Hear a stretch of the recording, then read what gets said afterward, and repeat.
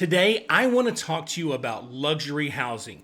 Before you get too far ahead of yourself, understand that the normal number is anywhere from $750,000 and above to be considered luxury housing. But if you stay to the end, I've got two different notes that I can give you to help you realize that luxury housing doesn't necessarily have to be $1 million home in order for you to experience what the ultra rich and the more wealthy people in your neighborhood might be experiencing. Let's talk a little bit about what luxury is and what typically we see people miss when they're looking in that $1 million and above price range. Believe it or not, even though you might have the money, you might not know what you're actually looking for. So let's talk a little bit about the important aspects of what I would consider luxury. 100% location is number one on the list when it comes to luxury. Most people are content to live in normal neighborhoods. They call them normal neighborhoods. You just drive in, you drive out, you have a home there. They may be side by side, but whatever the case may be, it's close enough to the essentials for it to work. That is a typical home. Luxury buyers need to understand that their location is vital to the lifestyle that they're trying to live. Keep in mind these items. How big of a lot do you actually want? Because as we move into the city of Dallas and Fort Worth, you're going to find that the lots become smaller and smaller for the amount that you're able to spend. So even though you might have $1 million to spend, the closer you get into the downtown areas, the less space you're actually going to have as far as the location. Now, the other portion of location would be how you access it. Most people that are looking for luxury housing, they want to make sure that there's not a whole lot of traffic going on around them. So we're looking for gated communities. We're looking for streets where there is little access, cul-de-sacs. Now, there is some sort of idea that cul-de-sacs may or may not be more safe for kiddos, but that's not the argument. What we're really talking about is access points. So keep in mind, when you're looking at luxury housing, what are the transportation items that are shooting across? Are you going to get a tremendous amount of deliveries? Are you going to be dealing with kids riding their bikes along if that's not what you want, right? So keep in mind that location is not necessarily, oh, I want to be in Trophy Club, or, oh gosh, I really want to be in Westover Hills. It's where in Trophy Club and where in Westover Hills, or do you want to be out in Walsh Ranch where it's a little bit further away from the city? What's important to you is to understand, do I want to be more of a city dweller, or do I want to be out in the county a little bit more? As we move out, you're going to have more opportunity for larger tracts of land. Most people want about an acre if you step outside the loop of 820 that goes around the area of Fort Worth, or if you're in Dallas, they want to shoot out into Melissa or Prosper to get those larger tracts of land that will allow them to spend $1 million, still have a nice home, but have plenty of space between them. So again, location is very, very important, but it's not just the city or neighborhood. It's about what type of access you want. So keep those in mind.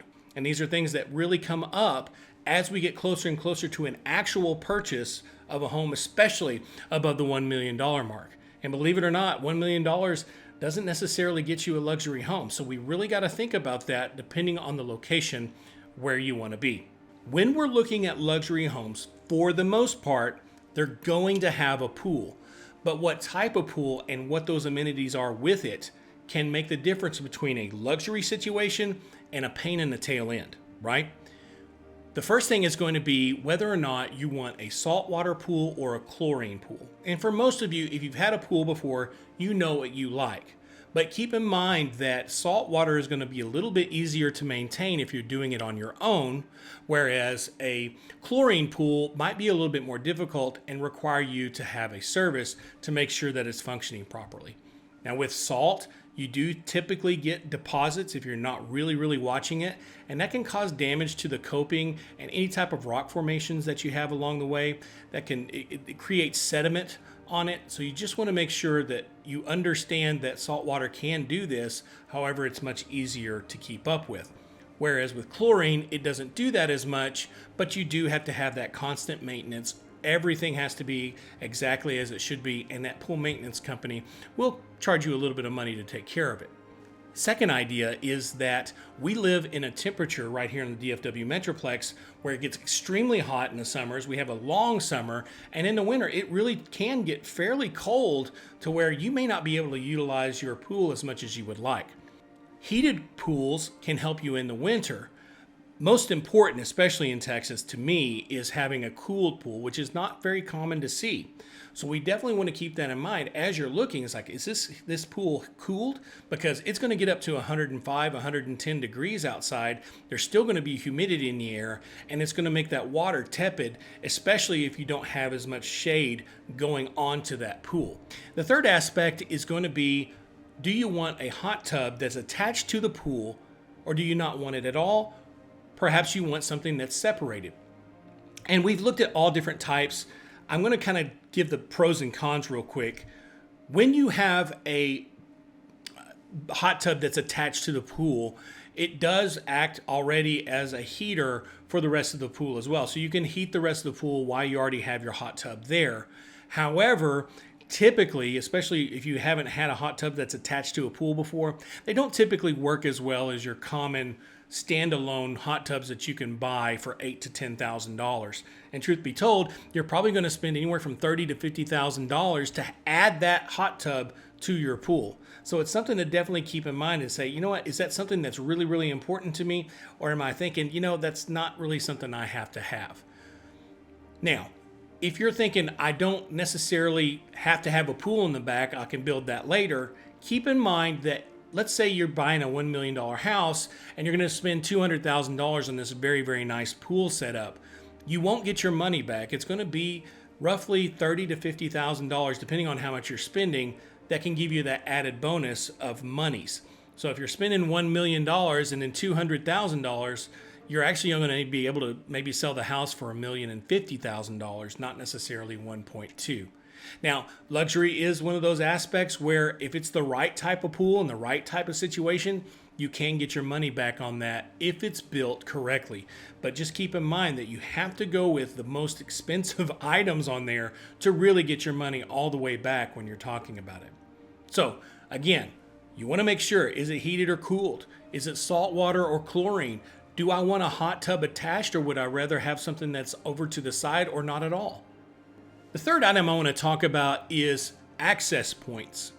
When we're looking at luxury housing, it's very important to understand how your employees, the people that are going to be taking care of your yard, your maintenance in your home, how are they accessing your home? A lot of times we're looking at homes, especially in anything above the $1.5 to $2 million range, above that range, they're going to have access points for the staff to be able to come in and out without disturbing your family or your friends that may be at the home in that moment. It's especially important to understand that if you've never spent this kind of money on a home, that it really is very useful, not only for you because you're not having to access with the employees, but the employees can get their job done without worrying about whether or not they're disturbing what you're trying to accomplish as well. And that makes their job go so much easier when they're ready to get into your home. So crew quarters, just like you would in a yacht, you're going to have crew quarters for them. You would have staff quarters where they can have a break room or something like that to be able to get their work done. So definitely something to look at when you're staring at a home. Is like, okay, well, that's a 5-bedroom. What do I want to utilize for staff? Where are the access points for my staff? Are they going to have to go around the house? Are we going to have a fence there where they can unlock it so that they can get to the backside without going through the middle of the home? People overlook that all the time, and it becomes an issue later that they have to deal with. Many of the items that come up in a luxury home when we're looking for that are different areas for entertaining.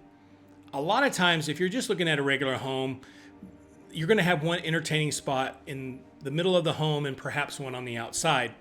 But when you're wanting to have an access point for guests, you want to make sure that you have enough parking for them to park their cars, or at least on a street where you can get access to park.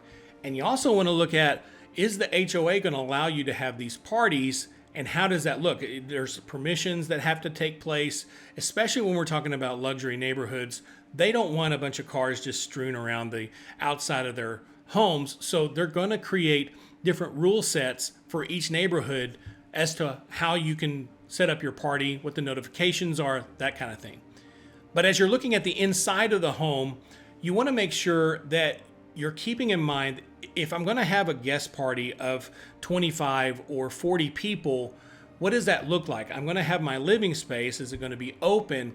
But on the outside, what we're seeing a lot is enclosed patios where you have screens and heaters that will help you to be able to adapt more people into that back area. And especially in Texas, where we like to grill and barbecue, you want to have the ability to get out there and be comfortable. So having one of the big ass fans above the, and yes, that's a real name, by the way. I'm not just saying some sort of word like that. It's literally called big ass fans, and they're nice for outside. They move a lot of air and can really cool it off very nicely. Having that outdoor area can add 20 to 30 people depending on how large you get. And you want to make sure that you're putting some electric mosquito nets that can come down over the patio to make sure you're not getting eaten up by the insects that would come about. Also, how much of a landing do you want so that you can have people on the outside of the pool? Again, as we build on that, the more people that you can have in your home. It used to be that we would see a lot of movie rooms, theater rooms, and they still exist, but more and more people are opting to have a multi-use space that can be used for other things. A lot of these kids are getting into network gaming, and we're seeing these these theaters turn into 3 and 4 network gaming machines, so dad and the boys and the daughters can all sit. Okay, moms, you can do it too. I mean, I'm sure moms play video games, but it seems like it's a dad thing for the most part, that we want to sit down and just kind of play Call of Duty with our kiddos, and it's a great little area to set up. So multi-purpose rooms are important. If you have a step down, that can be really inconvenient. It's great for theater rooms, but how often are you actually utilizing that? Believe it or not, that is not as necessarily a luxury item anymore. We're really talking about the outdoor space and how the house is set up more than whether or not it has a movie room. Another area where people tend to forget to make use of the space is in the primary closet. When it comes to luxury, we want to have a great way to have storage and areas where we can easily access our clothing, shoes, and different aspects of getting ready to go out or stay in.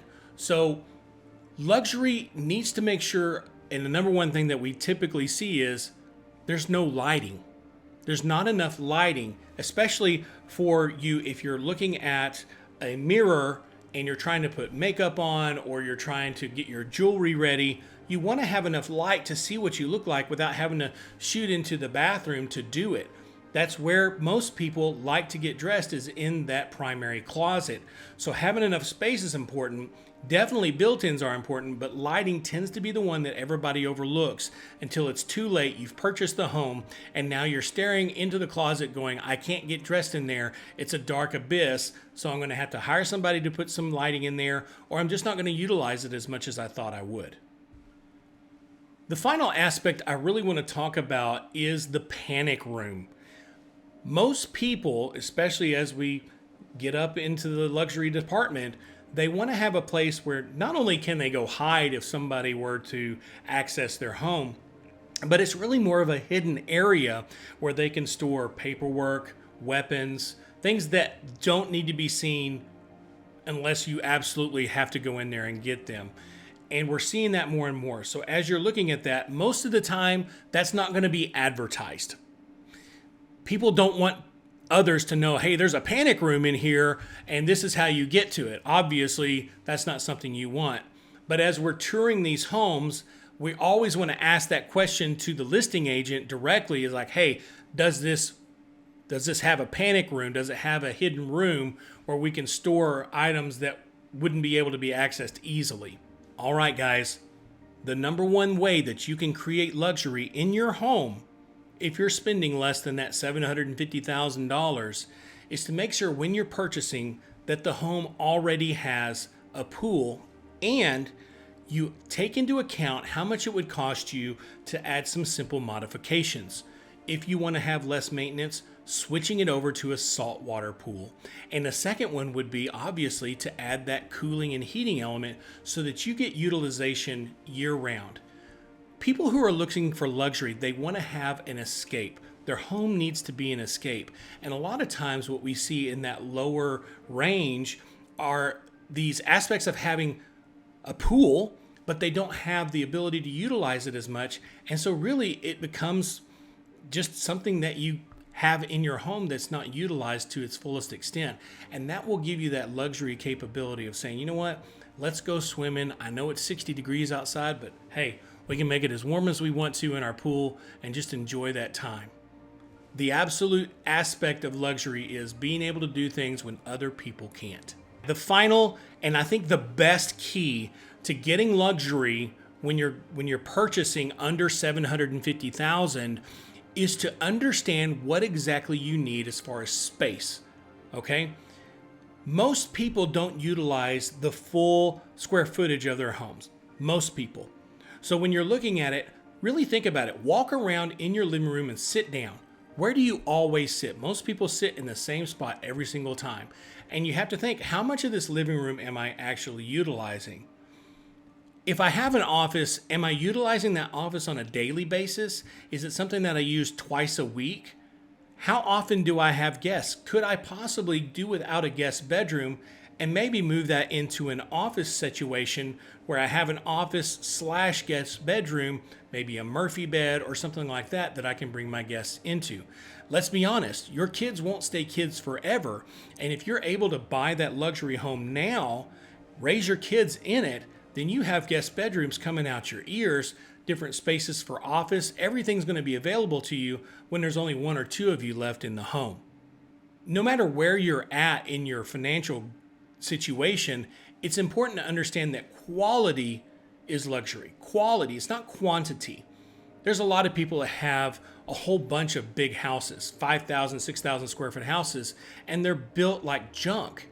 That's not luxury. That's just space. Luxury is about enjoying the finer things in your life. So when you're getting ready to purchase a home, you want to reach out. We'd love to help you here to really break down what's important to you. Is a pool important to you? Is the backyard important to you? Do you not want a backyard at all? Are we really looking at a zero lot line so that you don't have to worry about mowing your grass? Everybody's different. Luxury really comes down to getting what you want to make your life easier and better.